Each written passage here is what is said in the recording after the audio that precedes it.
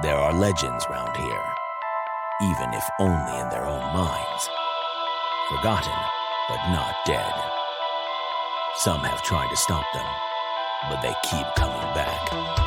Coming to entertain you. They are the Crystal Lake Soldiers.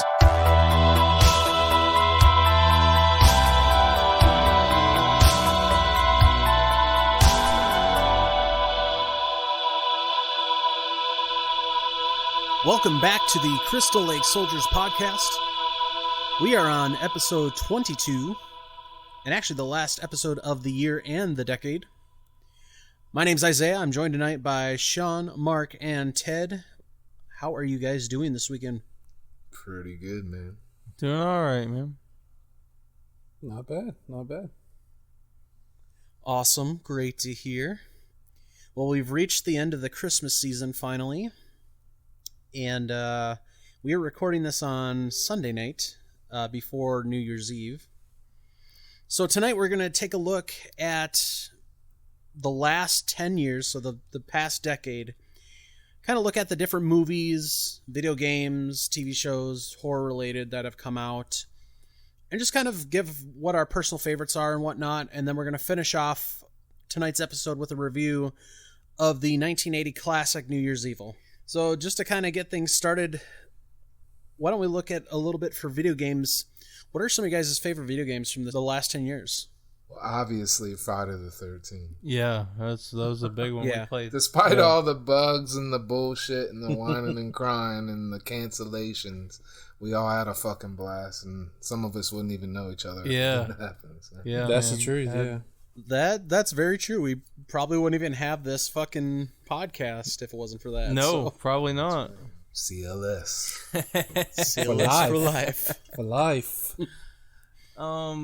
Yeah, that's definitely a good one. Resident Evil 7 was good. I hadn't beat it, but it was I agree with solid. Resident Evil 7. Yeah, I love Resident Evil 7. I haven't played the whole thing, but what I started and saw, I was liking it. I just haven't had the time to play it. It's Resident Evil. Most of those are pretty good. Agreed. You can't look past Until Dawn for those that do have a PlayStation. Yeah. That's definitely one of the top ones of the decade, for sure. It was a good idea, too. horror. I like the ones that let you, kind of change the story. It's not perfect, but, it's a good...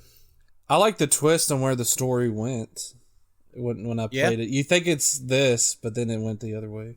Another good one that's actually still pretty much going strong right now is, and me and Ted have actually been playing this, is Dying Light. Yes, I love this game. Yeah, I kind of reinvigorated the whole zombie genre for video games. Because if you look back, I mean, you've had like the Dead Risings and things like that. And this kind of took it and made it on a whole different level. I mean, you got the parkour, the weapon crafting, the combat, everything about it is just superb, and the story's great too. And so that is probably one of the top ones that sticks out of my mind for the last 10 years. Especially if we're looking at horror video games, because there's plenty of other games that are really good out there from the last 10 years. You've got like the Grand Theft Auto 5, Red Dead Redemption 2, there's plenty of other extremely well-made games, but this one definitely sticks out for me as being one of, if not the top horror games for me for the last 10 years. Yeah, it's one of my favorites, along with Resident Evil 7.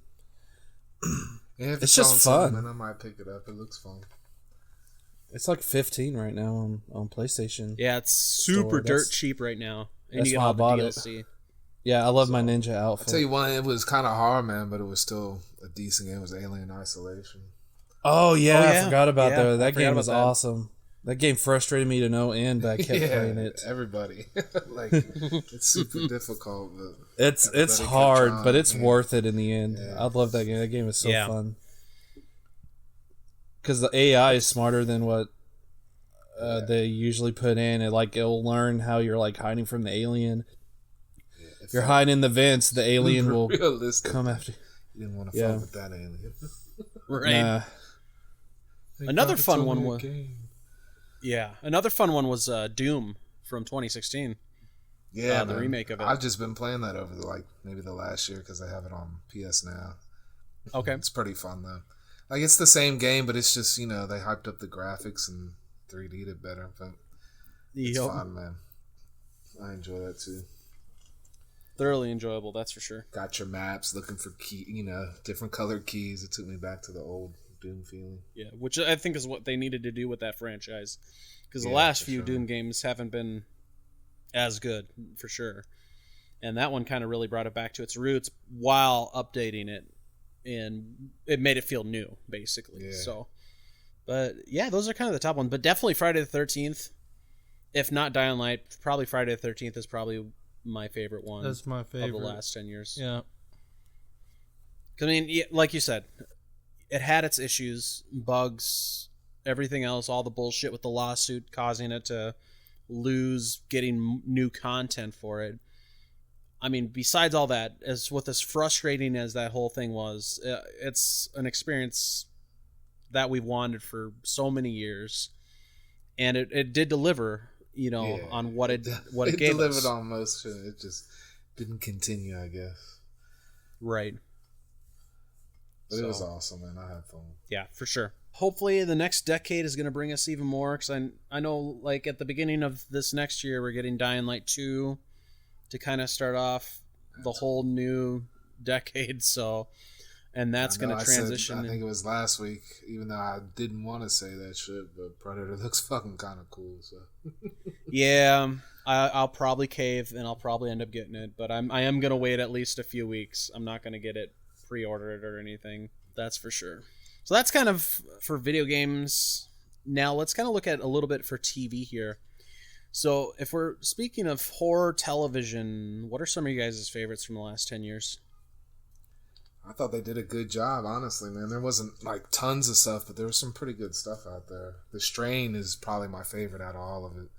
Strain was really good. Strain was really, really, really good. Yeah. Bates Motel, man, like that's not talked about much, but I thought it was pretty well done, especially being set in like.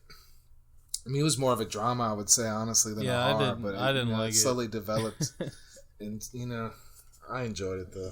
I thought they did a good job for. Yeah. Moving it to present day. Definitely. No. Stranger Things is probably my second favorite. Say Slasher on Netflix was one of my favorites. Slasher is really good. I like what they did with that. Just watch the first 2 seasons. The third season sucks. The third season had its moments, but yeah, it, for the most part was. The gore in the third season was amazing. Oh yeah, but everything else was so boring. Yeah, no, I agree. Now you were saying Stranger Things. Yes, that is technically, yeah. Needless to say, one of the best.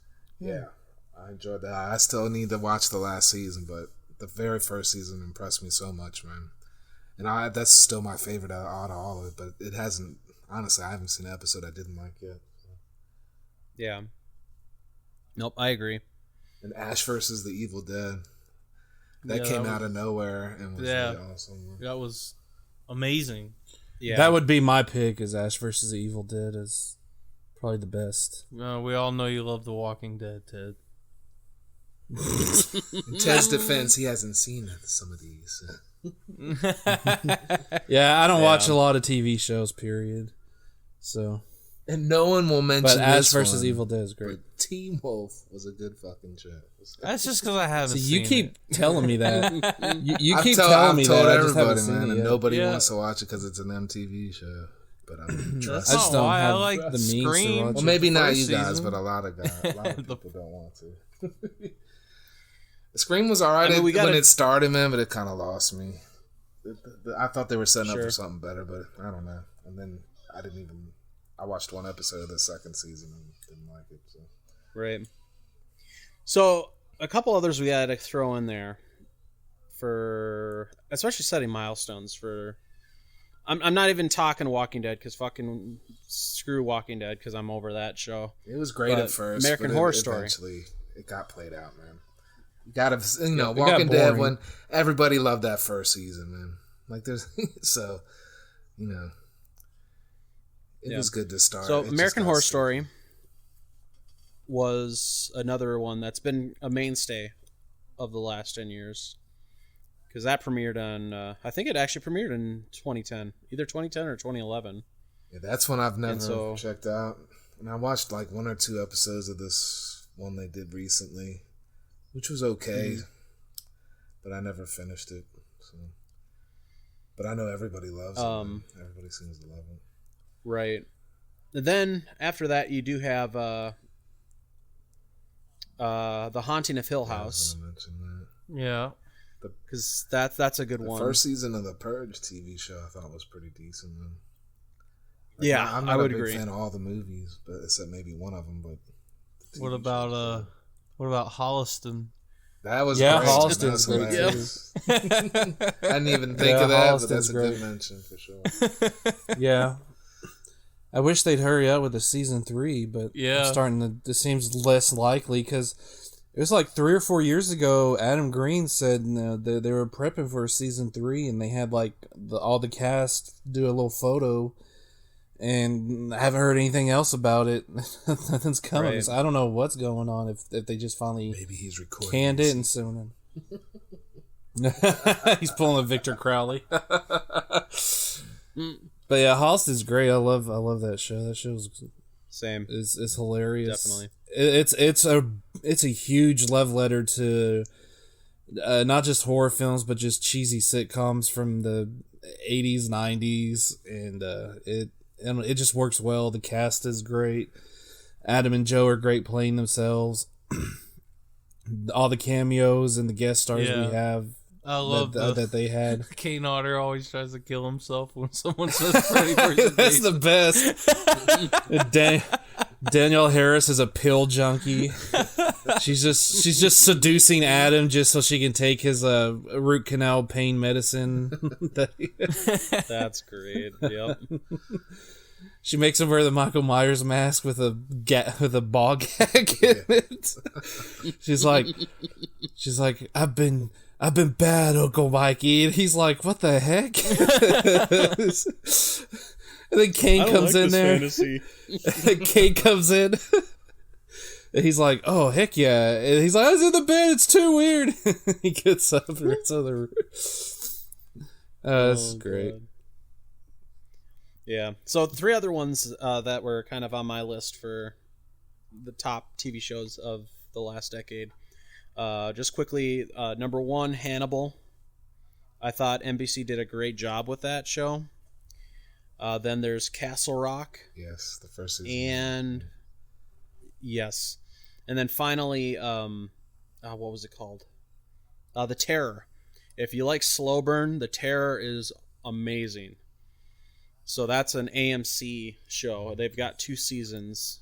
The first one is set on like a ship that's stranded in the middle of. I think I actually have heard of that. Like I've ice never and seen stuff. that, but I think I've heard of it. It's good. I highly suggest it if you like slow burn stuff. So, but those are kind of the other 3 that I had chosen for like the ones that I would suggest checking out from the last 10 years, especially if you're into horror TV or whatnot. So. Oh, mention. I just saw this because it was just in 2019. Creepshow was very good, man. So. Oh yeah, I don't know how I could forget that. Oh, speaking of that, I mean, you can't go without saying The Last Drive-In either. Yeah, want to count that for sure. Those have been excellent. I just finished up the Christmas one. It was great.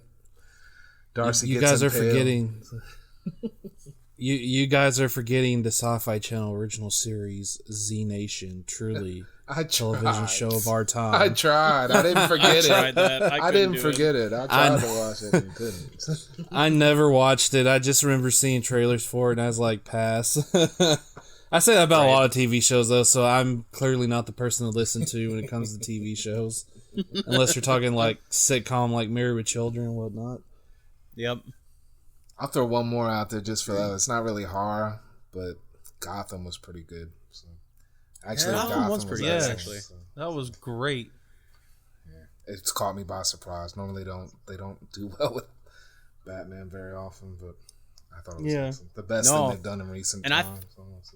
At first, I thought they were gonna fuck it up too, because like the first season was kind of a little all over the place. It all ties and I'm like, is this gonna be?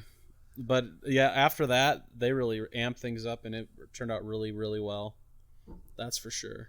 I thoroughly enjoyed Gotham. Mess up the history of Batman with it. Like they keep everything how it should be. Yeah, exactly. Any other shows that you guys can think of? Nah, that's it, man. I'm sure there are plenty that we're forgetting. Probably. 10 years is a long time, so let's take a look at movies here. So we got 10 years. So we're going to just start from 2010 and kind of work our way forward and just talk about our favorite movies from each year that are horror movies or horror related. So let's go ahead and start off with 2010. So probably my top movie for 2010 is the remake of The Crazies. And then kind of a couple other honorable mentions would be Paranormal Activity 2 and Tucker and Dale vs. Evil. Well, my favorite of 2010 is my favorite on the list, which is Hatchet 2. So. Goddamn right. My man Sean. I figured one of you guys would have that, so I left that off. I had mine. Tucker and Dale, and then I was scrolling through the list, saw Hatchet 2, and sorry, Tucker and Dale, you gotta go. Tucker and Dale was great, though. And I got two more, like Piranha 3D, I thought was great, man. Like, yes. It was everything it needed to fucking be, and gave me a lot of hope for that director, which eventually went away. But and Insidious was good, man. That was a surprise that year. So. Yeah, Insidious. It took me probably till 2015 to watch it, but when I did, I was like, damn, I've been missing out. So. Right. All right, Ted, what do you got? 2010, it's Hatchet 2. It's my favorite of the Hatchet franchise so far, still. Yeah. Yep. It's basically just aliens, but instead of having Marines, you have rednecks going after Victor Crowley. So I love it. That's better than Marines. But yeah, Danielle Harris. I love Danielle Harris. She's a fantastic actress. I love watching her in anything, and she was a lot better than the actress. Not to knock her either, but the actress who played Mary Beth in the first movie, Danielle, is so much better as Mary Beth. So that was great. I agree. And then you have Tom Holland. You have R.A. Mihailov in there. You have a small cameo by our boy Uncle Lloyd Kaufman. He's in the big meeting with Tony Todd, Reverend Zombie, trying to get him. We're gonna go out to the Honey Island Swamp, and we're gonna. He's one of the guys that's like, no, forget this, I'm out of here. That's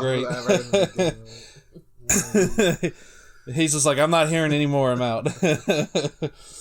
That was awesome. You got Vernon. I love Vernon. His biscuits and gravy song. I was gonna say the best song of the decade. Yep. Chicken. So yeah, Hatchet 2. Like Tucker and Dale versus Evil stuff. Those were good, but Hatchet 2 beats them all out in 2010 for me. Oh, absolutely. Sure, all right, cool. All right, so moving on to 2011. 2011 was kind of a hard year for me. Like the one that stuck out the most, and that was my favorite, is You're Next. But it was hard to find anything else that was kind of worth mentioning. My favorite of 2011 was The Thing, the prequel. Yeah, a lot of people don't like it, man, but pretty good. I enjoyed it, and I watched the John Carpenter's right after it, and was actually impressed how much they got right. So as far as connecting it, so it was pretty good, man. I enjoyed it. And an honorable mention, it was the close of the franchise, but Final Destination 5. That's a franchise I only really enjoyed the first movie and thought most of the runs after that really stunk. But 5 was pretty decent, and the way they kind of connected it to part 1 at the end, I thought was neat, and it was a good way to finish it. So, yeah, I agree. Final Destination 5 was fun. Yeah. It wasn't bad. It wasn't good either, but it was fun. Was simple and connected it and finished it, so I enjoyed it. Right. All right, what about you guys? All I had for the whole year was Your Next, because that year was crap for me. Yeah. Yeah, it was Your Next for me. All right. I like Your Next though, because it's it's a cool plot. Movie. You have you have a bickering family, and these guys come in, start killing everybody, and this one guy's girlfriend. This is how you write strong female characters, not like they're doing nowadays. The main girl here, the main actress, she's a strong, independent woman, but she's smart. She knows how to. I'm telling you the truth. I hate the way they write women characters now, like Charlie's Angels or whatever. Like they're superhuman. She's not superhuman, but she's not stupid either. You know, I mean, she's well balanced. Right. So that's how you write female characters. So, and I like the twist at the end too. Yeah, the twist was pretty good in that. Yeah, when you find out, like, why are these people killing this family and et cetera, et cetera. So, you're next for me, 2011. Good point. Definitely good point. Now, looking at 2012, 2012 was almost kind of like 2011, where there's not a whole lot going on. I thought 2010 started so great, and then it just kind of struggles for a few years. Yeah. Now, 2012, my standout movie that I loved was Cabin in the Woods. Honorable mention, though, and this was a fun one that we actually watched recently, was the Bloody Bloody Bible Camp. Because that was just fun. It wasn't necessarily a good movie. It was funny as crap. But it was fun. Well, number one for me in 2012 was Sinister. Same. I thought that was a really good fucking movie. That was a good one. I wasn't expecting it to be. And the sequel was hot garbage. Yeah, it stunk. Agreed. Yeah, I didn't like it at all. They messed up the whole theme of it. But when Ethan Hawke, who's in there? When he's sitting there watching those, like, I was cringing with him, man. Like, I was like, what the fuck are they about to do to their family next? Like, that shit was just, that was good, man. I enjoyed that. That was a good creepy movie, that's for sure. All right, what about you, Tid? All right, I got 3 movies for 2012. First is the Maniac remake with Elijah Wood. I thought that was really well done. Okay. I love how the whole movie is from his perspective, POV. Cool. But that was cool. I just didn't care too much for the ending, how it ended, but it's still a good movie. I liked it. It's hard to beat the original ending. The ending in the original is just so awesome. You can't. All the mannequins. Well, I'm not going to spoil it, but the second movie I picked is Puppet Master 10: Axis Rising. I'm a huge fan of the Puppet Master franchise. Yeah, so I love that. That's a fun movie. I just had fun with it, and I thought Charles Band did a decent job with it with the budget. Honestly, all the Axis ones, they did a good job. Fun Nazi. They did. They were fun. Yeah, I didn't mind them. And the last one for 2012 for me is Real Evil, which is REEL, which is a found footage movie that Full Moon also produced, and it was really good. It's just this documentary film crew. They're supposed to be filming this behind the scenes footage for a horror film being made there, and they decide to go wander off into like the lower levels, and basically they get trapped in the ghost of the former patients and crazy doctors that used to work at this. It was good. I liked it. Check it out. There's some there's some creepy moments. Yeah. But yeah, so 2012 actually wasn't bad. An honorable mention for 2012 would be Killjoy Goes to Hell. That movie was fun. Good year for Full Moon. I wouldn't really call it a horror film. 2012 was a good year for Full Moon. They released a lot of stuff that year. But those are the main 3 that would. Maybe the world. They're my top picks. The Mayans predicted it. We all know. Full moon will rise. The world will end. There you go. But yep, those are my. Anybody else have anything for 2012? Nope. All right. Perfect. So 2013 is where things kind of started picking up for me. By far, my favorite movie of that year was the Evil Dead remake. Honorable mentions after that would be Curse of Chucky, Conjuring, and Frankenstein's Army, which was a fun movie. The Evil Dead remake will not be on my list. But Conjuring was great, man. I think number 1 for me was Curse of Chucky that year. And Hatchet 3 is a definite honorable mention. All right, well, what I have is The Conjuring, Evil Dead, and Hatchet 3. There you go. For me is Curse of Chucky. I have 2 movies for this year. First is Curse of Chucky. went back to more straight horror, like the first 3 Child's Play movies. So I really appreciated that. It was a good story. It was interesting. I loved seeing this new family and how they were affected by Charles Lee Ray in the past, and it was just great hearing Brad Dourif's voice coming out of that doll again too. So, and of course you guys, know I'm gonna say Hatchet 3 because I freaking love Hatchet. Best movies, and I think those were the 2 best horror films of that year, out of everything that I saw. But those are the 2. Hatchet 3 was almost more the same as Hatchet 2, which is why it's not my favorite, but it's still a lot of fun. And it's great. And it's great seeing Derek Mears being killed by Kane Hodder. So there you go. All right. Well, 2014. My favorite probably that year was It Follows, but it was very, very close to being The Town That Dreaded Sundown because that's one of my favorite remakes.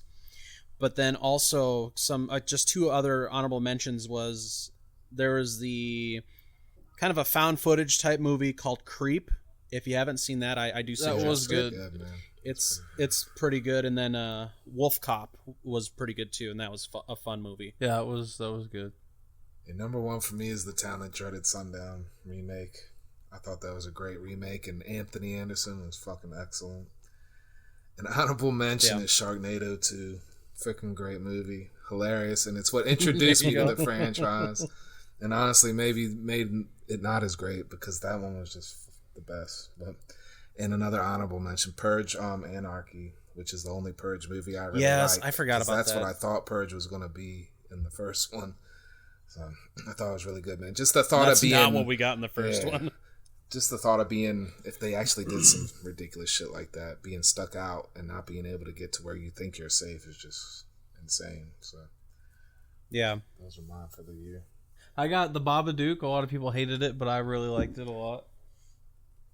Okay. And my favorite for the year, because I didn't have anything else to pick from, was Bubba the Redneck Werewolf. That movie was hilarious. I still need to check that movie out. I want to check it out so bad. 'Cause you keep telling me that, and I watched the trailer, and I was like, I gotta watch this. I know it's on Amazon Prime. I just got to make time to watch it. Cool. The master of the 2-stroke engine, Ted. God. Sequel to Tucker. Oh, that's good. I had not heard about that one, so I'm gonna have to check that one out. It might still be on Prime. I'm not sure. It was last time I checked, like a few days ago. It was still there. So okay, I'm gonna have to add that to my list. So yeah, now we're moving into the 2015 here. You didn't even hear my 2014. So it doesn't matter, Ted. I'm sorry.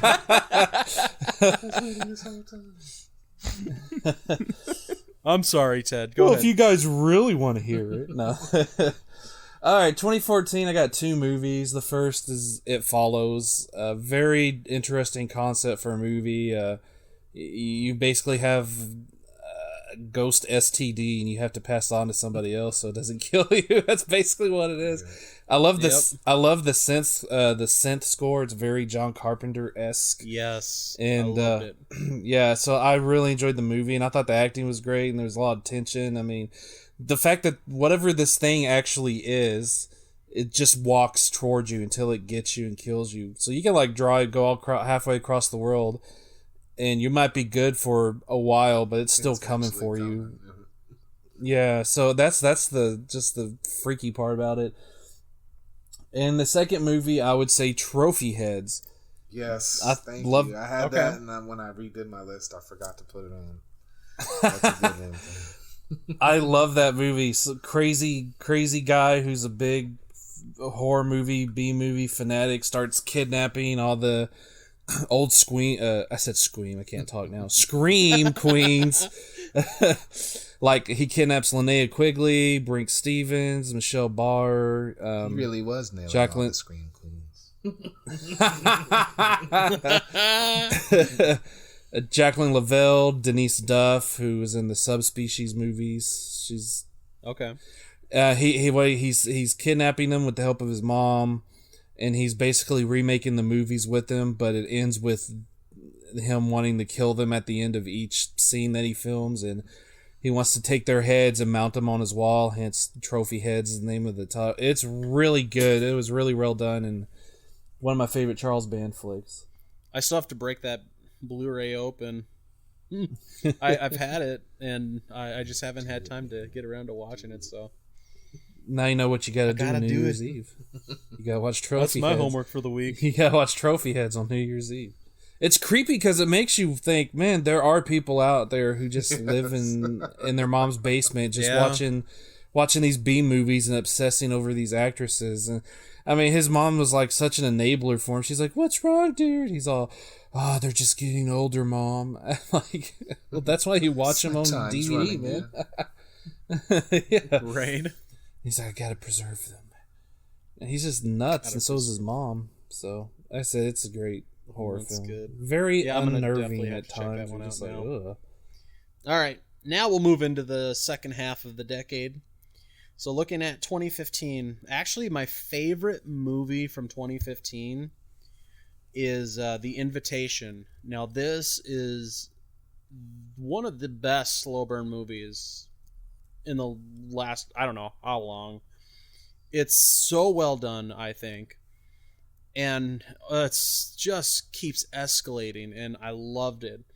Now, a couple honorable mentions on top of that was Krampus, The Visit, and The Witch for that year. Yeah, my favorite of 2015 was The Funhouse Massacre. That was a great, fun, wild. That movie's awesome.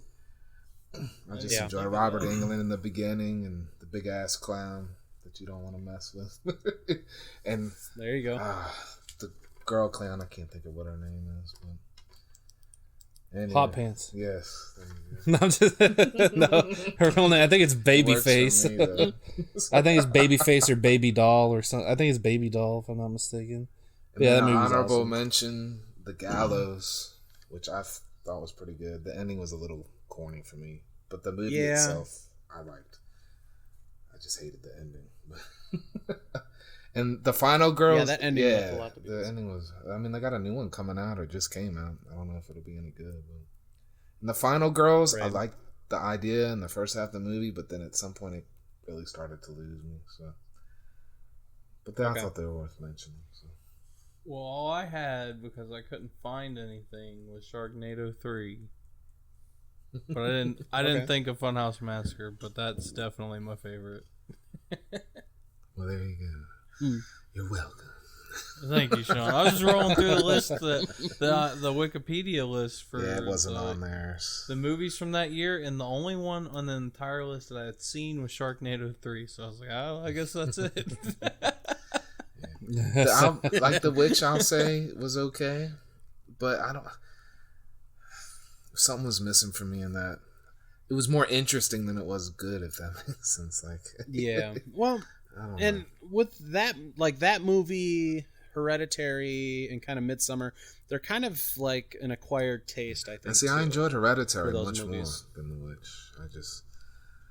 The Witch was more almost like a look into like back in the Salem witch days, so it had like that interesting appeal. And I actually found out like a lot of the dialogue was actually pulled from actual diaries from that area back then. So,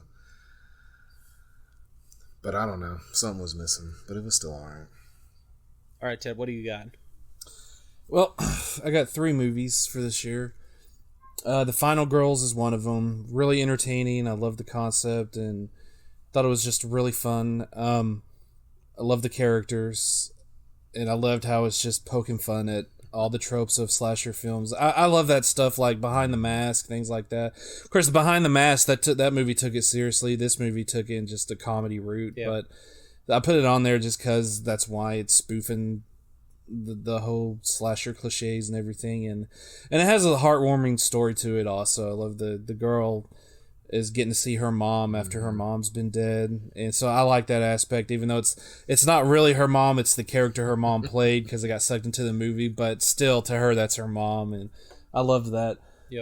Of course, Funhouse Massacre, very fun movie. Loved the concept. Insane asylum escapees, they take over Funhouse. You got Clint Howard in there. He's always great to see.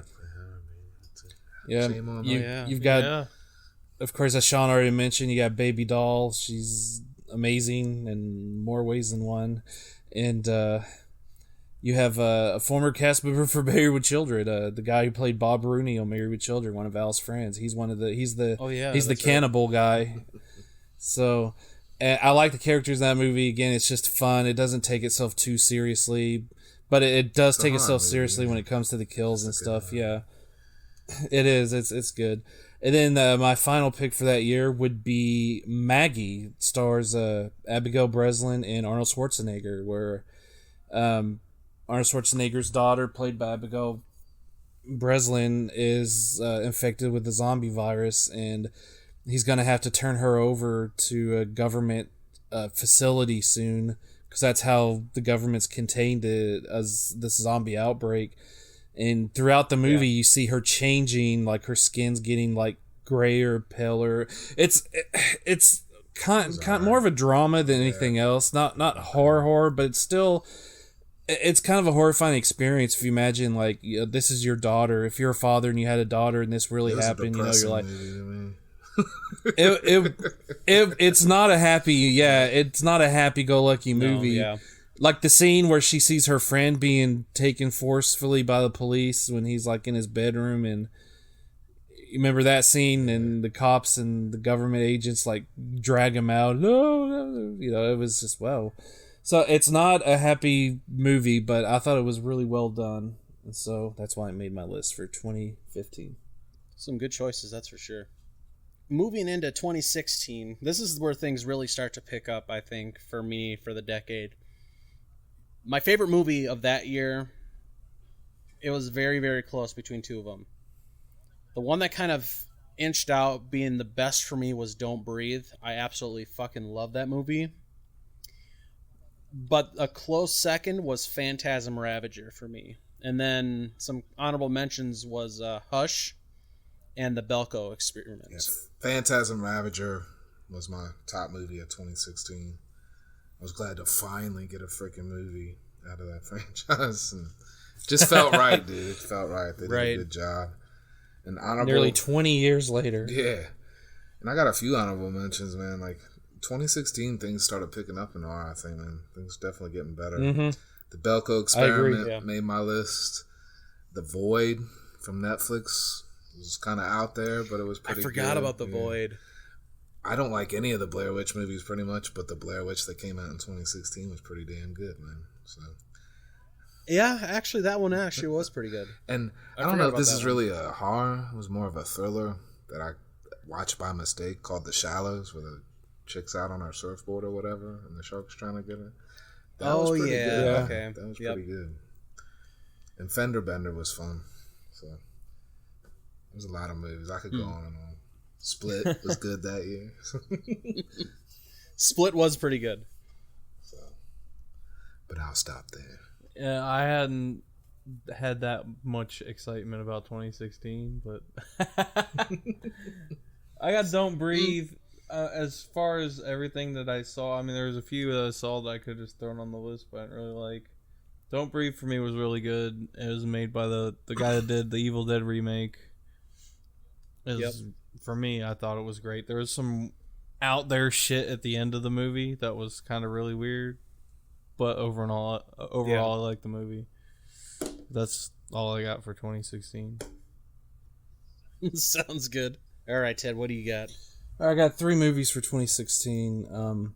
Fender Bender, really good slasher movie. A throwback. Again, it's basically a throwback to John Carpenter-esque movie. But I really like how this guy, he causes fender benders, and that's how he gets his information on his victims. Yeah, that was a good one. I really liked it. And you got a small cast of characters, and so that helps. You really get to know each of these characters, and you care about them more. So it has a lot of good atmosphere. Also, I really recommend it. Blair Witch, I really enjoyed. I saw it in the theater, and I was the only one in the theater when I went and saw it, so that made it even awesome, more awesome. It was great. Yeah, it was so when they're walking around in the dark, and you hear like, what was it, the water drops or raindrops? It's just like, it felt weird being by myself in that big dark room. I'm just looking around, someone like, darn, someone's gonna jump out at me. They could have got you. So yeah, exactly. But I really had fun with the movie, though. And then, of course, Don't Breathe. Just a great throwback. It's more of an exploitation towards, when it keeps going along, but it's still really good. You got a blind vet, people breaking into his home because they think he's got a bunch of money. Name, but I always like him. Yeah, Stephen Lang. Stephen Lang. Him, man. He does a good job. Yeah, he was the bad guy in Avatar. Fuck that movie. But we don't talk about Avatar. No, I didn't hate Avatar, but it's a one and done. It's a one and done deal for me. We don't need 25 sequels, but that's for a different discussion. But Don't Breathe was really good. I like how it was set up, and I thought it was cool. All the traps in the house he had, and it was nice. Yeah, I loved it. Agreed. So, those are some good ones. Don't Breathe, kind of all around, was probably the best one I think of that year. But going into 2017, and this one kind of makes me sad that it took me so long to see it, because I didn't see it until we watched it this year. But my favorite movie of 2017 was The Babysitter. That movie had everything. It had the comedy. It had the horror aspects. That surprised me the year it came out, because I was like, damn, I thought that just came out. Yeah, definitely. So that I'm sad that it took me 2 years to see that, but I'm glad I finally did. But a couple honorable mentions was Annabelle Creation. I think that's the best out of the 3 Annabelle movies that they've released, and it was very well done. It's probably, out of the Conjuring universe, you have the 2 main Conjuring movies, and then Annabelle Creation are probably the only ones that I really like. And then actually Leatherface was very well done, I thought. It was a good road movie. It had kind of everything. It had a good little twist in there. I thought it was a nice, refreshing take on the story for Texas Chainsaw Massacre. It wasn't kind of the same thing being done over again. It was hard for me to pick a favorite, man, because there was a few movies I really liked from 2017. But Happy Death Day and The Babysitter, probably, those were the 2. But I really love Cult of Chucky. And Jeepers Creepers 3 was fucking great. It took forever to get another Jeepers Creepers movie. And not everybody, was on board for it, but who cares? It was an excellent fucking movie and kept the creeper going. Yeah. So those are all tied. I love what they did with this truck, man. Yeah, that's one of my favorite parts. You got to know his character more and get to see. Yeah, it's like his truck is alive almost. It seems like it's really cool, creepy. Yeah, for me, 2017, it wasn't that bad. I'd have to go with my favorite would be Cult of Chucky, just because it was more Brad Dourif, more Chucky, and they brought him into this completely whitewashed environment. Everything is white as fuck. And blood starts spraying everywhere, and it is fucking beautiful. I loved it. Absolutely loved it. And then the same as what you guys said already, The Babysitter was amazing. And what was the other one? Happy Death Day. That was 2 great PG-13 horror movies. I didn't even realize it was a PG-13 when I watched it. I just watched it. I was like, someone told me, I was like, really? Who cares? It was a good movie. Actually, Babysitter was R. We already had this conversation. Yeah. I just thought of that. Yeah. But Happy Death Day was PG-13. That's about all I got. All right, Ted. Finish us off for that. All right, I got 5 movies for 2017. I think 2017 was a good year. Cult of Chucky. I love the weird twist when we find out. I'm not going to spoil it for anybody who hasn't seen it yet, but y'all know what I mean. The twist was great. I love seeing Andy back in a full starring capacity role. That was awesome. Seeing how he's had to deal with everything since the first 3 movies and how it's affected him mentally and socially, and I always find that interesting. And his relationship with Chucky itself is great because he's got Chucky's head at his home, and it really is like Chucky is his only friend, which is sad and depressing because this thing that tried to keep killing you as a yeah, it's like this thing that keeps trying to kill you is now your only friend because everybody thinks you're unhinged and crazy because you said a dog kept trying to kill you when you were a kid, so people are like, oh, that guy's a little messed up in the head. But I like it. I loved Nika, and I love being in the insane asylum, getting to know those characters, and just I mean, it was so bizarre. Like watching the movie, I was like, what is really going on? And then when it gets revealed, I was like, okay, that's cool. I like that. Second, I would say Jeepers Creepers 3, as we already discussed. I loved what they did with the Creeper and his truck, and I love it that it takes place right after part 1. So, and it takes place right before part 2, so I liked that. Leatherface, good new origin story for our favorite chainsaw killer. Yep. And like you said, the twist was good in that. You know, you think it's going to be this thing, but it's not. And it's a road movie, and they kidnap the nurse. I liked it. And they meet up with that crazy couple. And then you got Stephen Dorff as the sheriff was fantastic. I loved watching him hunting them down. That's cool. Babysitter. Yeah, Leatherface was good. Babysitter, of course, made me want to have a babysitter again. I knew that was coming. So, yeah, Babysitter all the way. That was a real fun movie too. And I'll top this year off with Victor Crowley. I thought it's my second favorite of the franchise. And I thought they did a great job with the 11-day shooting schedule they had, and yeah, man, it was great. It was great. You had Tiffany Shepard. It was shot and everything, just came out of nowhere, and I had fun with that too. Yeah, you had Tiffany Shepard is in it. You know, she's a fantastic actress. You have what's the actress's name? Laura Ortiz from Holliston. She's got a great back and forth with the tour guide who's in love with her. It's talk about I wanted to have your babies. Crazy stuff. So really fun horror / film, and I love the way, you know, just the kills were fantastic, and I love the story between the guy who survived part 3 was basically the new OJ when he got blamed for all the murder somehow and got off because there's no evidence against him. He writes a book, and it's great. So, yep, that's my 2017. Those are my 5 picks for that year. Awesome. All right, so 2018 is where things start getting really, really good.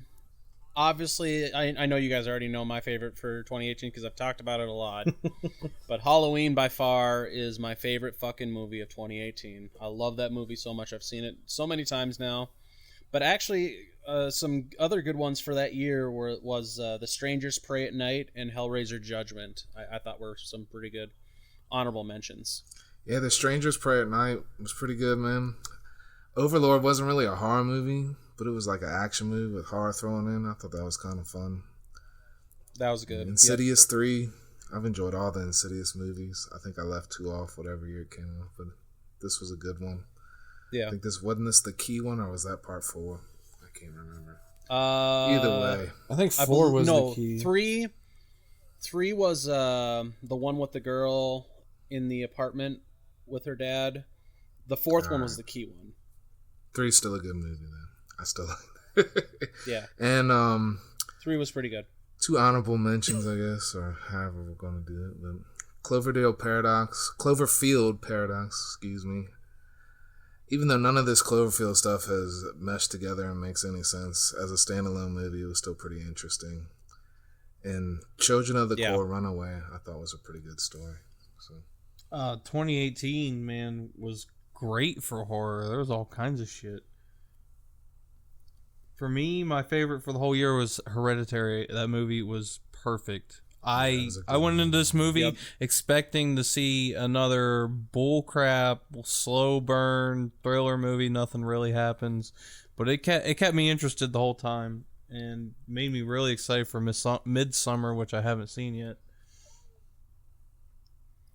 As far as mentions go, I got Halloween. It was another same deal. I went in thinking this movie was going to suck, and it blew me away. I thought it was great. It wasn't perfect, but it was great.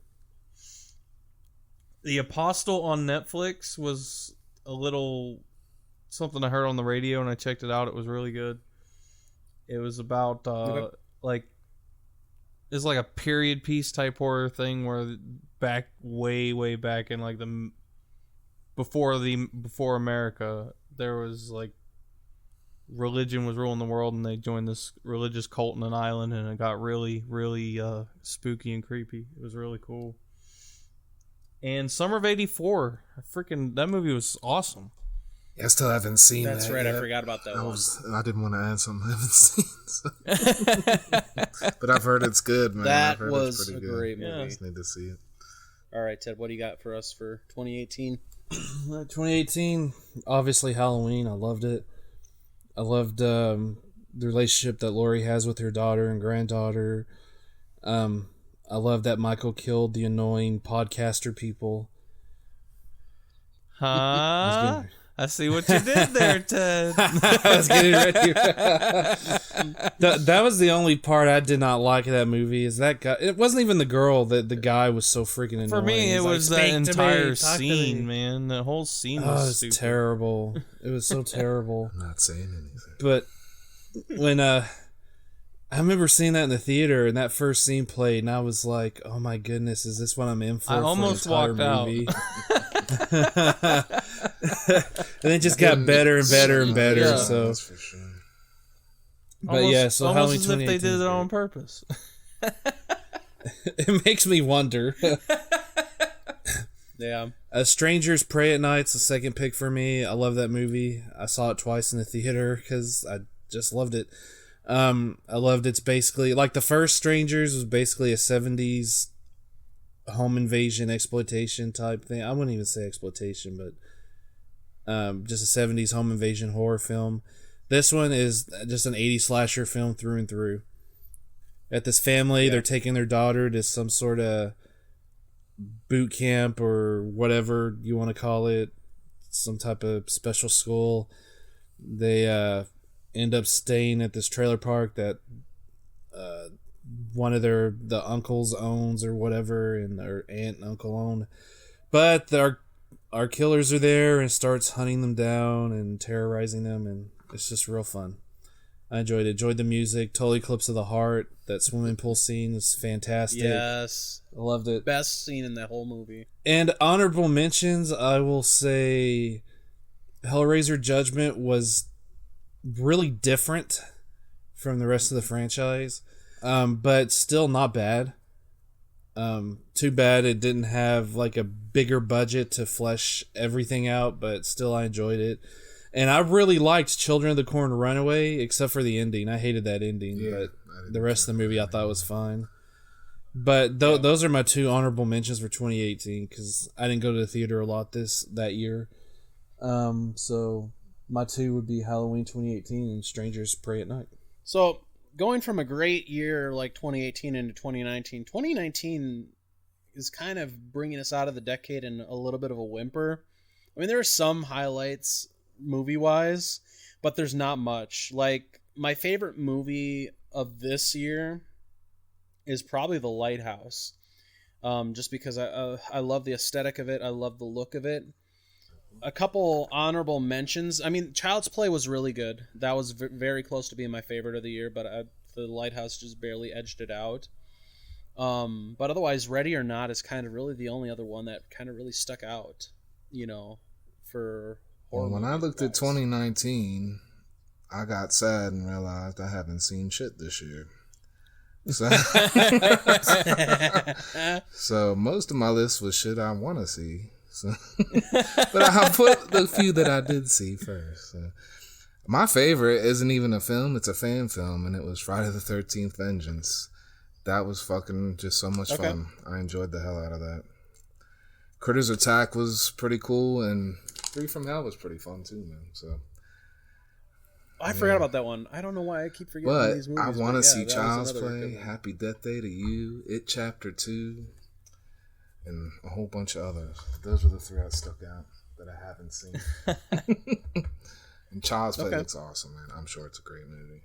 Like, I just need to see it. Yeah. But yeah, definitely Friday the Vengeance. That was great, man. It was what I've been looking for in a Friday movie for a long time. Even though it's a fan film. I had the same problem. I was looking up the list of the movies that came out this year. I realized I hadn't seen shit, really. And there's all these movies that, like, well, they seem like they could be good, but I haven't seen them. Yeah, exactly. So, yeah. My number one for this year would be Zombieland 2, and that's just by default. Okay. That was another one. I'm not a big fan of that, but it was decent. See it. The first one was better. And then I have two more as mentions, because the only other two movies I've seen this year, and that was Dr. Sleep and It Chapter 2. And my opinions on those are, check out Dr. Sleep if you're a fan of the books from Stephen King. Skip It Chapter 2 no matter what. Yeah, that one kind of fell flat for the most part. I enjoyed the first one, man, but I haven't seen this one yet. I will say I didn't like the miniseries much at all, but the part where they were growing up actually was less interesting than the kid part. So maybe this is following the same trend. I don't know. Pretty much. Sadly. All right, Ted, what do you got? For 2019, I got Child's Play. Really good remake, fun movie. Mark Hamill did a great job as the voice of Chucky. Of course, Mark Hamill always does a great job anyway, so I guess that's kind of pointless to say, but I loved him as the voice of Chucky.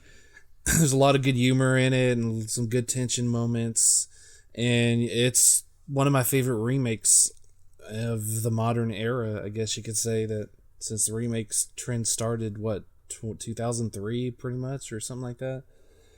Pretty close. So, we have Child's Play 2019, really good. Three from Hell, loved seeing that in the theater. It was fun. I enjoyed every minute of it. And Mr. Baggy Britches, of course, and poor Clint Howard. That was just a really good movie, and I was so happy I got the chance to see it in the theater. Really, Critters Attack, I enjoyed, so I would put that as an honorable mention, but I really wouldn't put it as part of my favorite. Yeah, it's just one of the few I've seen. That's why I put it on. Yeah, I enjoyed it, but it's my least favorite of the series. Yeah, it's not my favorite either. They try to make a big deal about Dee Wallace coming back, but she really didn't. And I knew, make sense. I knew it was going to happen too. That she wouldn't really do anything. They just had her there to be there. I hated how it just ended. Right. I was like, yeah, it just ended like, yeah. And I don't know if they'll make another one again or what, but it's still cool to see practical effects. It's cool to see the critters again. So it's not a bad movie. It's just kind of could have been more. Sure.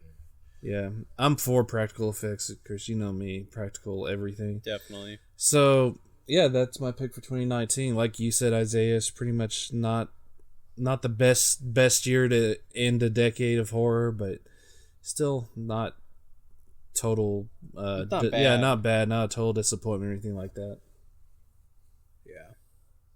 Yeah, there's definitely quite a few ups and downs. I will say the scariest movie I saw this year was The Rise of Skywalker. That horrified me to no end. God. I had to throw that in there. Of course. Of course you did, because you know how that I loved it. Just trying to stir up trouble. Nah, I said I liked it too for the most part. It's just Star Wars deserved better than the Giants football season. So. But what are you going to do? Right. So, we've talked a lot about the movies that we liked from this last decade. Now, looking back at ones that kind of failed from this decade. I know we didn't really have this on the list, but I kind of want to know what you guys think. If you could take one movie and do it differently, what movie would it be? From this decade or in general? From this decade. Like, what's one bad movie from this decade that really disappointed you that you would do differently? Well, I'll pick a movie, but it's not a bad movie, and it's not going to be one anybody else picks. Halloween.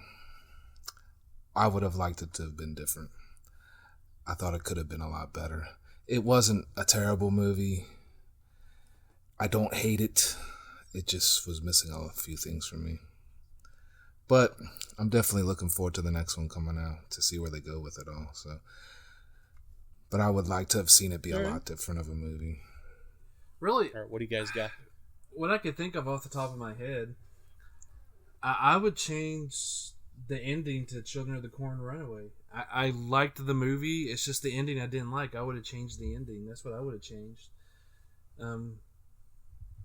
Yeah, and I would also change the ending to the Halloween Reborn. Again, I enjoyed the movie for what it was. Yeah. It wasn't great by any means, but that ending was just kind of the ending was kind of like, what? Yeah, they disappointed me. What's at the going end. on? I was into it. But... Yeah, it ended weird. I can't even explain it. Especially I was as crappy as Howling got, that one was kind of refreshing. Yeah. But I just got confused. I was like, this is how you end your movie? I don't even understand this ending. I would change that ending too. I would change it. What about you? Like I said, I would change it. I mean, I would go back and try to make Pennywise scary, because he wasn't even close to being. He wasn't even scary adjacent. Not even close. I'd have gotten rid of all the CGI bull crap. Why was that in the movie? We didn't need any of that. And everybody, I mean, I look at Pennywise's head, and you can say that's the makeup all you want, but that is computer enhanced at the very least. That is. Pennywise is not. That's not. It does have a polished look. He has CG as fuck. Yeah, it's not real. I don't hate the movie, but I did think But I think that in a lot of movies now, like they do all this great makeup and then they still go with the computer and polish it off, and it's taken away a little bit from some of the artists. But that's movie now. Well, some movie now. Yeah. I mean, with more time, I'm sure I'd think of something much better than that, but that's what I got. Well, yeah, I might think of something better than that, too. That's just what stuck out in my head. Well, I've got two. Alien Covenant. Yeah. I really wish they would have liked that. I really wish they would have continued with the Prometheus that they were originally going to do. They were going to do like Prometheus 2, but no. Fox wanted it to be aliens. I would have... Yeah. And so instead of letting it naturally progress, they fucking rushed it and just threw aliens in there. One, man. And we ended up with a subpar movie. That movie was all over the place. I hadn't seen it. Mm-hmm. I had no interest in it. I saw the trailer and I was like, no. I own it and I haven't seen it. Because I saw it because I loved Prometheus. I know I might be in the minority. Prometheus was great. Yeah. I love that movie. Cool. Yeah, I thought Prometheus was fun. And I really wish they would have continued with what Ridley Scott was originally going to do with that movie, and kind of following David and whatever her name was. Which would have given it a separation instead of trying to keep it included with the Alien franchise. It needed to be separated at that point. Like, okay, it was connected. You have but there was so much more story there that has nothing to do with the alien. You know what I mean? So they definitely could have did a much better thing. I agree. I don't think Prometheus should have ever been connected to Alien in the first place. It didn't need to be. It didn't need to be. Yeah, for sure. No, it didn't have to be. No. I always liked the mystery of. Honestly, it's about the creators. So however you want to look at it. Yeah, so you didn't need to have the. I like the movie. I just don't think it should have been connected. That's my only issue with it. Right. I never wanted the mystery to be spoiled on. In the first Alien, when they go into the ship and they see the skeletal remains, I didn't need to know who those remains were or what they were. It's better left to a person's imagination, but nope. We gotta show everything now in Hollywood. We gotta tell every single story. We gotta have a movie where we learn how Han Solo got his last name Solo. I mean, come on, give me a break. And I'm not even hating on that movie. I haven't seen it. I just know that happens. I'm like, why is that even important? You can just have a Han Solo movie. It's not. Yeah, It's not. That's the problem with movies today. They want to show and tell everything. It's like, leave a little bit to the imagination. Let the audience have, some sort of fantasy of like, oh, what if this meant that and that, and instead of saying, no, you're wrong, it actually means this, you're wrong. It's like, oh, that kind of ruins the illusion there. So I think the problem with that, personally, Ted, is people don't know what the fuck they want. Even when they're telling you what they want, they still don't know what the fuck they want. Oh, I agree with that too. So we got I'll go back to the Godzilla franchise. People complained about Godzilla 2014 always cutting away from the monster action. So what'd they do for Godzilla King of the Monsters? They gave you monster action. What did people do? They complained about the monster action. Well, like, really? That's like what I was saying. I remember like 15, 20 years ago, everybody was complaining about cable companies saying how they wish they could just pick and choose what they wanted to watch and just pay for that. And now people are complaining nowadays, oh, we got all these different streaming services and we just want them to just give it us all and for one price. Like, that's what the cable companies were doing that you hated so much. Yeah, people are stupid. People really are. Sometimes. Well, the problem is the picking and choosing got too popular. Well, hold on. Let me finish what I was going to get into, because I was going to get in my second one here really quick before we move on to other ones. So, Alien Covenant was the first one that I would just change that whole movie, make it like Prometheus 2 that they were originally going to do. The other one, fucking Nightmare on Elm Street. That shit show, I would either just fucking erase or hire somebody else to do the fucking movie. In my mind, whole new crew. In my mind, that movie has already been Thanos. It's just been dusted away. I know. What? Nightmare on Elm Street. I will make you remember. Well, Isaiah, you're freaking evil. Then I'll put it this way: it shouldn't have been done in the first place. If they wanted to do more Nightmare on Elm Street, just continue on or create a new story. Stop remaking shit. Yep. New Nightmare was the perfect end. We didn't need another one.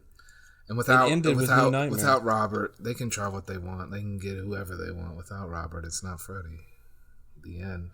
Well, I think Jackie Earle Haley would have been a good Freddy. It's the fact that they had a shitty script and a shitty director, a boring lead fucking actress, Platinum Dunes, boring lead actress. Yeah, the lead actress was fucking boring as shit. Sleepwalking through her role, even when she wasn't supposed to be tired. I hate that movie. All that. Jackie Earle Haley was the only bright spot in that whole fucking movie. I think he did a good job. I didn't like how they made him like he just had a shitty situation. Like a ghost in the movie. I mean, that's not on his fault. That's what they were trying to portray. But he did a good job doing what they. Well, yeah, I mean, that comes down to the writing in the story. And on top of that, the fact that they made him look like a fucking frog, because that fucking makeup was ridiculous. Looked computer enhanced as well. Yeah, that definitely was. You just gave me an idea. Nightmare in Frogtown, the true sequel to Hell Comes to Frogtown. There you go. All right, you were gonna say something about some other movies. Yeah, there are two movies. First, I'll say The Predator. It should never have made it. I haven't even seen it, but Mark saw it and said. Finally watch it. Mark saw it and said it was a piece of crap, and Mark knows his Predator, and I love the first two Predator movies, so I just erase that. Hard pass. And I heard the plot, and that's what turned me off. I saw the trailer, and that turned me off. And the second movie, it's already kind of been done, because Ghostbusters Afterlife has pretty much erased it, but I would never have let Ghostbusters 2016 happen, period. Well, yeah. But maybe that's a double-edged sword because it failed, and then they were like, "Well, let's do an official Ghostbusters 3." And this one would not have happened. Yeah, that's true. So maybe I should retract that. You can't have good without the bad. That's how it works, unfortunately. Yeah. It's all about balance, I guess you could say. Damn it. But I agree with Isaiah. Nightmare 2010. Just don't even make that movie either. That's one they could definitely erase. I'll tell you one. Nothing bad would happen. I've never seen it, man, but I know. Everyone who I know has seen it doesn't care for it. It's a Serbian film. Maybe that shouldn't have. But now we're talking about movies that just shouldn't have been made. So instead of being fixed. Yeah. The Serbian film, yeah. Yeah. I refuse to watch that movie. When too. I heard what the ending so was, I was glad I like, read it. never mind. I haven't watched it either, and I won't. Nope. Once I heard about the stuff that they do in there, I'm like, no, that's even too far for me. Yeah, I can't do it. There's a line that I just don't cross, and that fucking line crossed it. And some people watched it, they enjoyed it, you know, whatever the case may be. That's fine, you know, but that's just not for me. No, it's not. But yeah. So I thought that was a good little discussion there on that, because I thought that was a good way to kind of look at things, see what we would change if we had a choice to, you know, looking back the last decade. But yeah, good discussion there. So let's go ahead and move into our review here. So we're gonna end off this episode and the year reviewing 1980's New Year's Evil.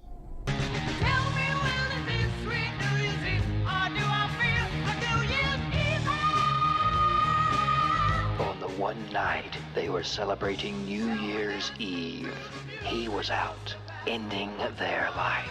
I'm going to commit murder at midnight.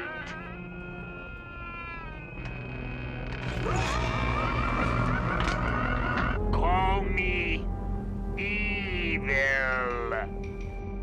Every New Year's Eve, the caller came out.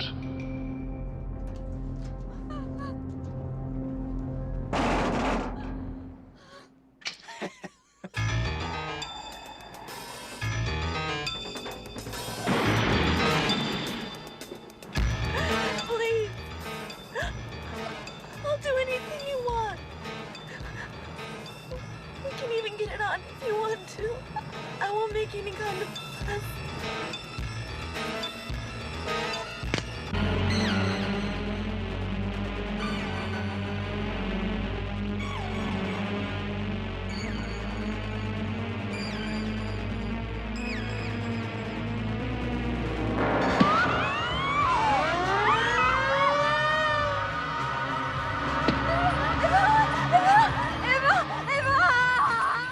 One terrifying night of unspeakable evil.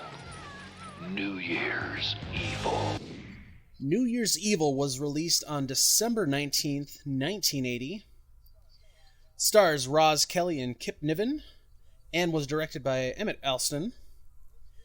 The basic premise of the story is during a New Year's Eve celebration, a Los Angeles disc jockey receives a phone call saying that when New Year's strikes in each time zone, someone will be murdered, and she will be the last one. This movie didn't really have a whole lot of details, like for how much it cost to make it, so I don't have that information this week. Just a couple pieces of trivia, though. Obviously, it was released a few days before New Year's Eve, so that's kind of cool that they did it around that time. The director, Emmett Alston, had a Hitchcock-style cameo as a bearded camera operator in there. During the first phone call made by the killer, it's mentioned that the voice modulation makes him sound like a phantom. They did this as a reference to the character from Phantom of the Paradise. I see, Isaiah.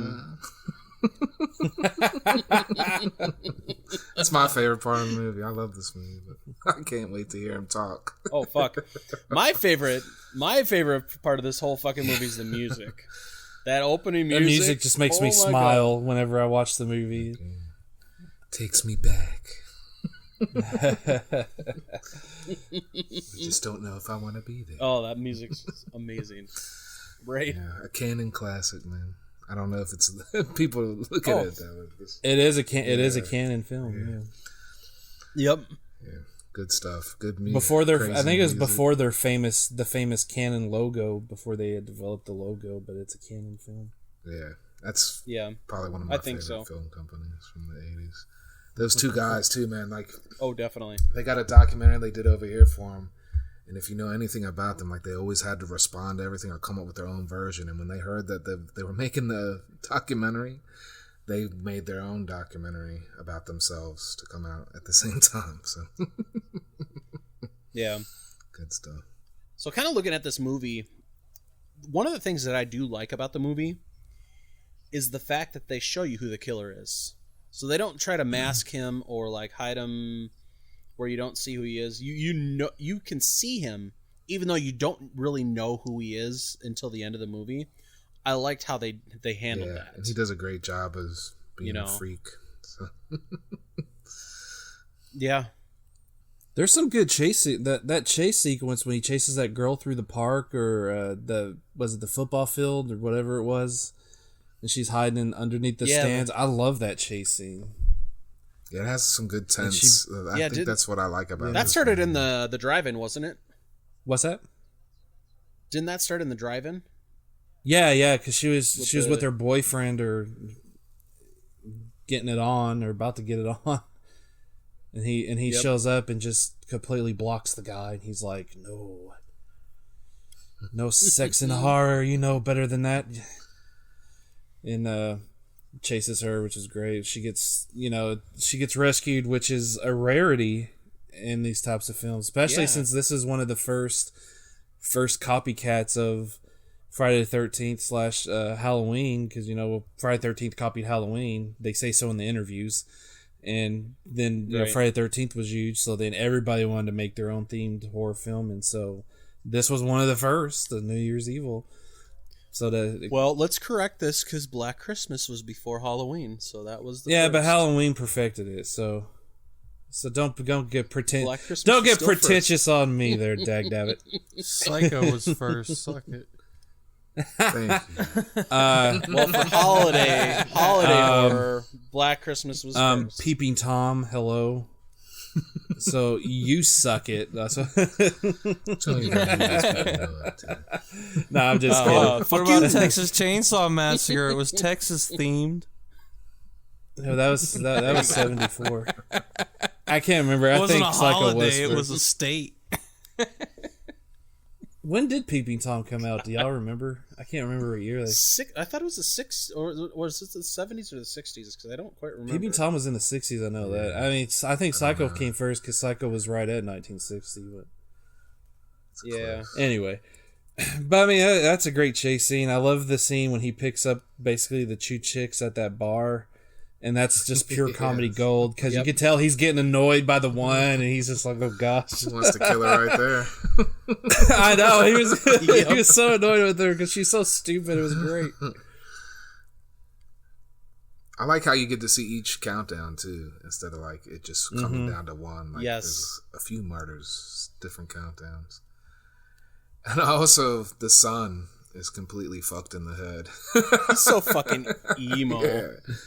Just so before emo was even like a thing. Like you almost wonder if he's gonna end up killing somebody. Are you guys saying that New Year's Evil created the emo the emo generation? May have. I think I'll hate this movie now if that's the case. No, I'm just kidding. Yeah, that son, he's just whacked out of his mind. Just like the sequel we never got. No, New Year's Evil is a prequel to Vice Squad. Okay, that's Sean, right. that's that another Ramrod's illegitimate child. Sean and I have our unofficial Vice Squad trilogy. That's right. It starts with Vice Squad, and then Class of '84, and then the New Kids. Okay. I said it works. They're just all illegitimate children of Ramrod. Watch them, and you will understand. When he was in that nursing home too, that was a good scene too. When he killed the nurse, that was a pretty good one too. Yeah, that's one of my favorite too. I like that they. Yeah, that nurse is like, I'm gonna get some of that booty, and he's like, you're gonna get some of this knife. Is what you're gonna get. What I like that they did with the killer is that they didn't make him look like this grotesque or like hillbilly-ish or like whatever creepy looking dude. They actually made him look like a good looking dude. Yeah, he's just a normal looking guy. Yeah. I like that they made him look normal, like very unassuming, and then all of a sudden he's just a fucking psychopath once he gets you alone. Yeah. I love that. But yeah, that nursing home scene was good with him and the nurse. Obviously with the two chicks that he picks up. at the bar was pretty good. The chasing with the one chick that he doesn't kill was pretty good. Mm-hmm. Honestly, the reveal too of who he actually is and how he's connected to her, I thought was great. I mean, I don't know if we're spoiling or not. But Yeah. so. Can you say like Roz Kelly reminds me? She's like the progenitor for Rhonda Shear for USA Up All Night in this movie. I say they find Roz Kelly. Yeah, and I would say take Ryan Seacrest off the air and let Roz Kelly take over for the Fuck countdown. yes. Yes. I only watched. I am all about that. I only watched the countdown just to see the ball drop, and I almost forget every year because I'm Central Time, so I'm like, oh crap! So it's like 11 o'clock for me. You gotta so watch I need to watch. You gotta watch the UHF channel countdown. They do have one in Fort Worth that I had to watch one year because I completely screwed up the time, and But I remember that one year, I was like, oh crap, it's almost midnight. And then I was like, oh crap, I forgot the different time. So I wasn't thinking. So then I turned to one of the local channels and they're like, here at Fort Worth, we're about to drop our ball. And I was like, it's not the same. But I'll take it. Yeah. Well, seeing Times Square all filled with people and stuff, it's a truly, it's an event.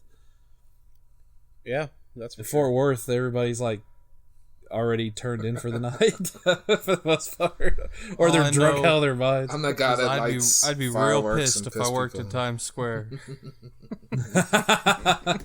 Yeah, just if you worked and lived here, because definitely noise. No, but if I can't clock out of my job and walk to the bus because there's so many fucking people, I'm gonna be mad. Yeah, that would suck. You'd just be stuck in that. That's That's when you take. That's why you have a pocket full of firecrackers. Just light them, toss them somewhere. People will split as soon as I cook on the news. They're Ted, that's illegal. They shut down the countdown because of possible terrorist attack. And then I'm trying to watch it like, hey, how come the ball's not dropping? Had to get home from work, damn it. That's like, I should have told Mark that. You mean we got to go through 2019 again? Oh, this is bullcrap. No way. You better drop that ball right now. I will go to New York and I will jump on top of that ball up and down till it just goes down. See, like, who's that guy up? Make it 2020. Who's that guy jumping up and down on the ball there? You're going down now. So back to New Year's Evil, guys. Yeah. Yeah, Roz Kelly, I enjoy her in the movie very much. So she always reminds me of Rhonda Shear. She doesn't remind me of Gilbert Gottfried, thankfully. Because then I would have weird feelings and... You have enough of those already. I have enough issues as it is. Right. No, it's cool. I like the setting of the movie. I like how it's presented. I like you're in this. It kind of reminds me of like a Soul Train celebration. People are just dancing. Kind of. Yeah. You guess. And they got the band that doing the same music that kind of like the opening music. Yeah. It's just kind of the same song almost over and over again, which is fine because it all sounds good. The last time Sean and I watched this movie together, we were laughing at some of the people, some of the extras dancing, and we came up with stories where like that person probably didn't even realize they're making a horror film. He just wandered onto the stage one day, saw everybody dancing, so he's like, okay, and started like moving, gyrating, and being weird, and we're just like, what is that? Those people on the crowd, man. Thanks for forgetting that I was there too, Ted. It's all right. I wasn't partaking in that. Come on. Always forget that I was there.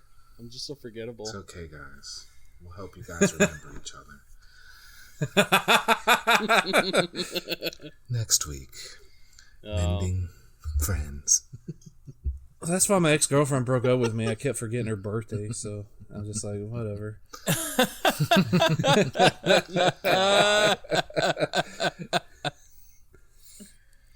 Oh man, so many rules. I keyed. I'm like, geez, it's only your birthday. I mean, gosh. No, I'm kidding. I wouldn't do that. That's not very sexy. Or would you?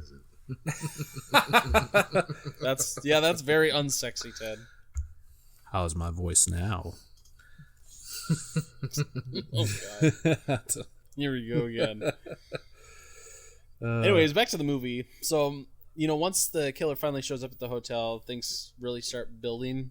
Because then you start getting the information that he's related. He's married to Roz Kelly's character. And he's sad, too.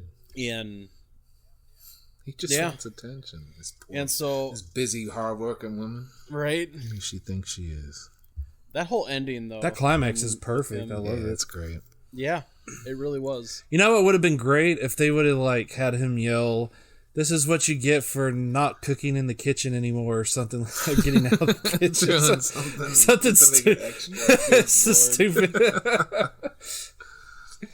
Because that's basically what the movie's about. He's just like, you don't have time for your family anymore, and all this craziness.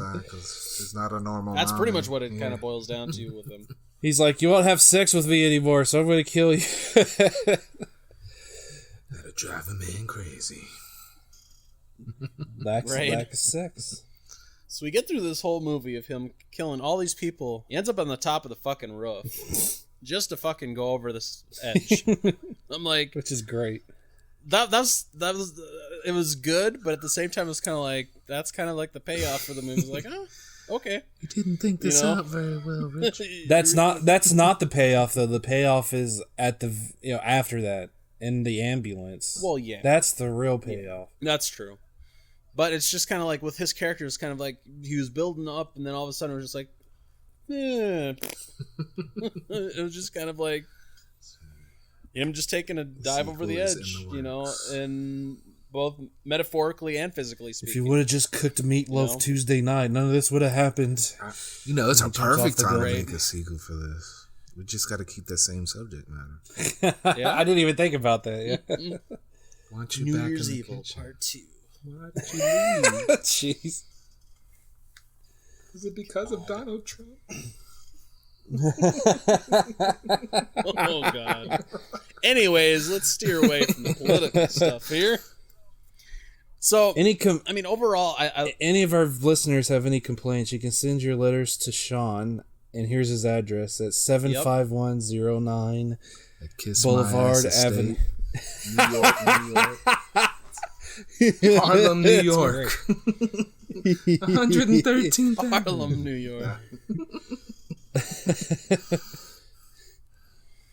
Oh, good Lord. Anyways, so the movie, overall, I love this movie, okay? And just to kind of get into the rating portion of this, if I were to rate this movie for me would probably be 3.5 out of 5. Because I do love it.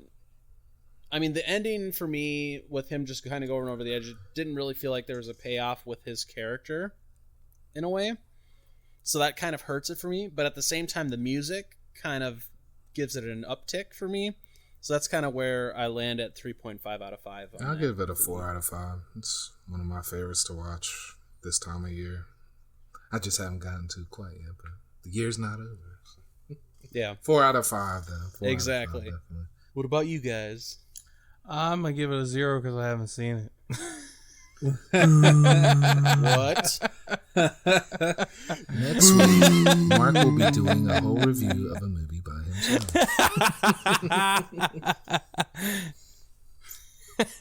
Right. You had one job, Mark. One job. I have a lot of jobs. Everybody's invited to our after party / going away party for Mark tonight. It'll be at the same address where I received my love mail. No, we're all just gonna Skype it since we're all different places. I won't see that one either.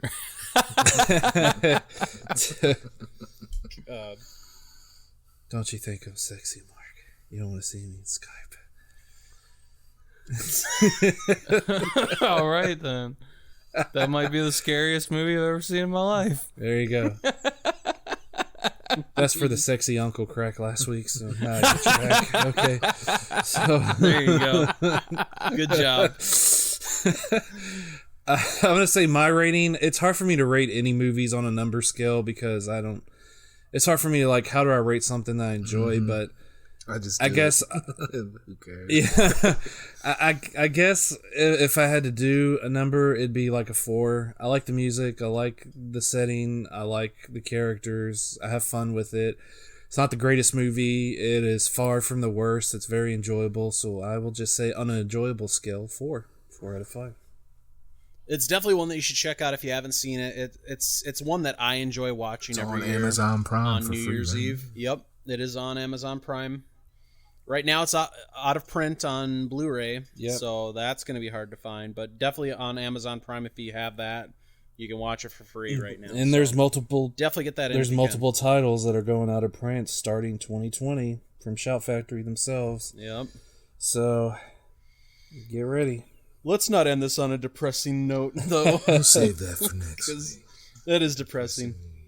Yeah. Let's start out the year depressing, not end it. But, so that's kind of our review for New Year's Evil. Overall, good year. I mean, we've gotten 22 episodes, including 2 additional episodes for our 3 from Hell review for both the spoiler and non-spoiler ones. So, we almost had 6 months worth of episodes, from this year. That's amazing. I think we started out, strong. I think we're going to go into 2020 pretty good, too. I've definitely got some ideas for 2020. One thing you guys probably can look forward to with the release of Halloween Kills in October, we will probably do a whole retrospective series reviewing each of the Halloween movies. So look forward to that once we get closer to the release of Halloween Kills, rather, not 2018. So look forward to that. That's going to be a lot of fun. I'm looking forward to going through all the Halloween movies and reviewing them. I think that'll be a lot of fun. For sure. Plus, we'll probably do some other things. I mean, there's plenty of things coming out. We've got, Invisible Man to look forward to. The new Saw movie. I mean, there's a lot coming up here in 2020 to kind of look forward to, where 2019 was kind of a dud year for a lot of horror movies. I'm hoping 2020 is a good turnaround and a good start to the new decade. This year kind of felt like This year kind of felt like a transition year. Like things are going to start ramping up, and so everything's being worked on. There just wasn't a lot to be released this year. Right. Almost like wrestling kind of just got itself to where it's changing as well, and becoming a whole new beast. Yeah. Agreed. I know. I am looking forward to Halloween Kills, aka Halloween 2 2020. I'm confused. Yeah, it'll be good. It's going to be a good year. I'm looking forward to it. We're looking forward to it. We can't wait to bring you more content this next year. As always, you can reach out to us through our social media on Facebook, Instagram, and Twitter, all at CLS Podcast. We really appreciate you guys checking out this final episode of the year. We would love to hear from you guys. Let us know anything you guys want us to cover. If there's any movies you want us to review, or you just want to reach out to us in general, feel free to reach out to us. But otherwise, we appreciate you guys. We'll check you guys next week. And as Ted always says, slay you next week. Thanks for joining us today for the CLS Podcast. Check us out at www.clspodcast.com. or join in the conversation on social media with the hashtag CLS Podcast. Until next time, stay safe, campers.